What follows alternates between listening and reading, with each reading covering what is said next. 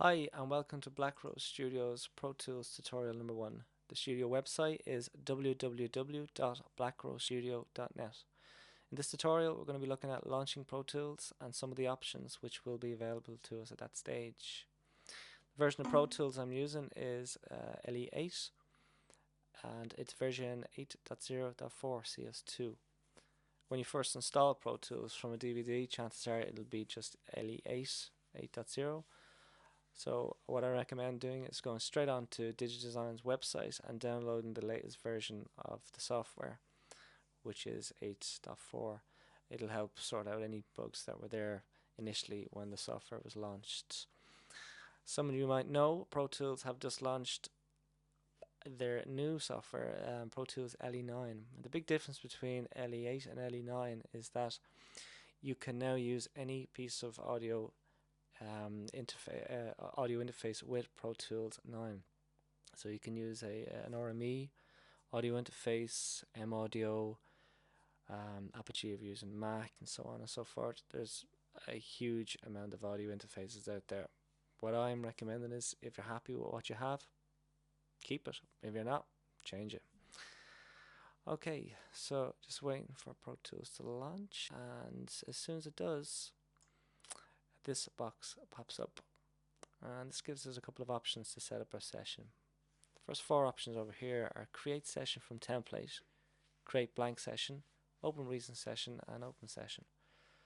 The one we're going to be using today is create blank session. Open recent session opens up this dialog box here where you can select a session that you were working on before. Open session is to go and open a session that's saved somewhere on your hard drive. Open session from template. We're not going to worry about that too much at the moment. We'll come back to it in a later tutorial. So we go ahead and choose create blank session. Now if your session parameters aren't open, we just need to click this box here. We want to select our audio file type. There's two types of file you can select. First one is BWF, broadcast wave files.wav, or AIFF. I'm using PC, so I'm going to use broadcast wave files. AIFF is the Macintosh version of WAV files. Second, here is our bit depth. We have 16-bit and 24-bit. I always use 24-bit. It's much higher quality, much higher dynamic range. We are going to be dropping down to 16-bit at a later stage when we're converting to CD. But for the moment, we're going to use 24-bit. Next up, we have our sample rate. I have four options here. I can use 44.1 right up to 96 kilohertz sample rate. I use 48. I find it's the best option for me. I don't get any errors popping up when I'm working on a project, and it works best for the setup I have here. But what I recommend is use whatever setting your computer will actually run at. If it runs at 96, great, use 96. If it only runs at 44.1, use 44.1. For me, 48 works the best.